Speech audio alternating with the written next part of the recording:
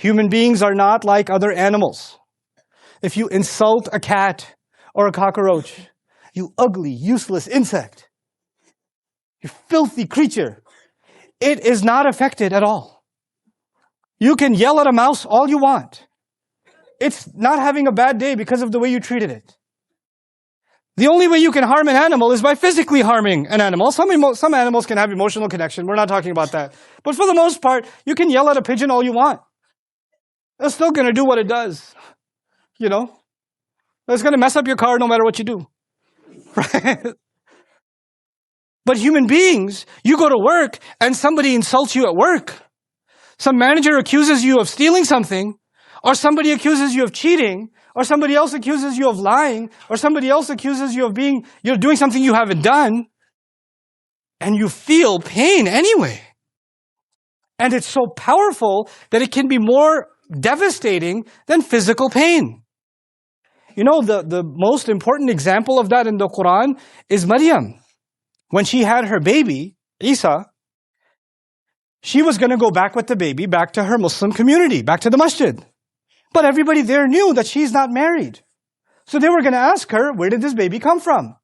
And this thought that she has to answer that question was so devastating to her that in the Qur'an, Allah tells us her words. He says, Ya laytani mittu qabla hadha.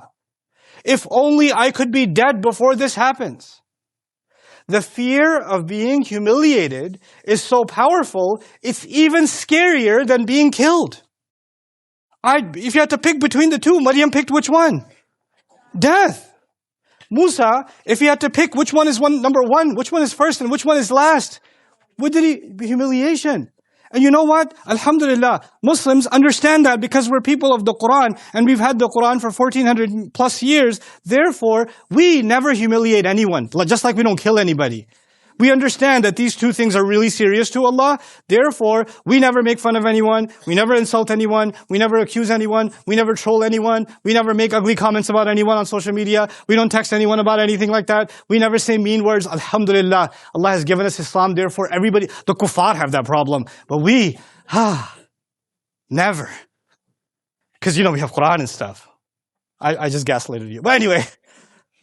But the point is, you understand how serious this is, yeah? To be humiliated.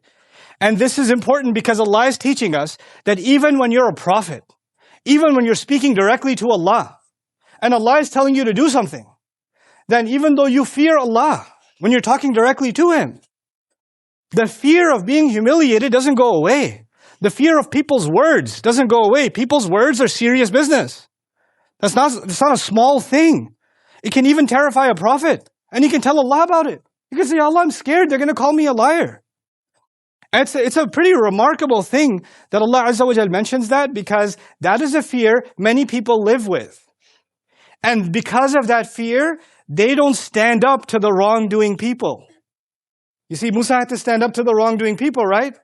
And his first fear was, if I stand up to them, they're going to start humiliating me. That's terrifying. That's why I'm going to stay in a corner and let them do what they do, because it's too scary. Their words are too scary. What was the second thing after, I'm afraid they're going to call me a liar? Good.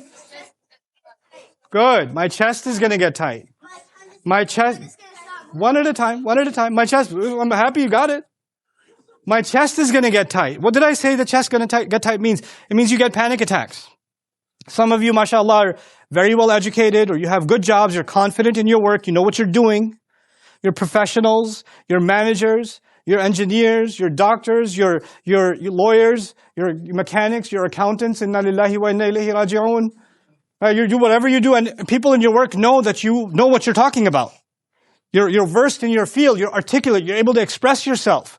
But when you are dealing with someone who can humiliate you, then even though you're so capable of speaking and expressing yourself, there are some people who can just say the wrong kind of words, and all of a sudden your entire ability to speak disappears.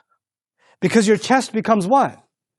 Your chest gets tight, and you're no longer the person you are. Sometimes the wrongdoing people are very close to you. Sometimes wrongdoing people, like in the Prophet's lives, the worst wrongdoing people were usually family. The Pharaoh is actually the adopting father of Musa, so he's kind of family, right? Ibrahim ﷺ had to deal with his dad. The Prophet ﷺ had to deal with his uncles. So in a lot of stories in the Qur'an, the wrongdoing people are who? Their family. Don't look at your family right now, hold on. And it's really hard sometimes to go and confront family and say, hey, that was wrong. That wasn't okay. Because what they will say to you can be so devastating that you don't know how to respond.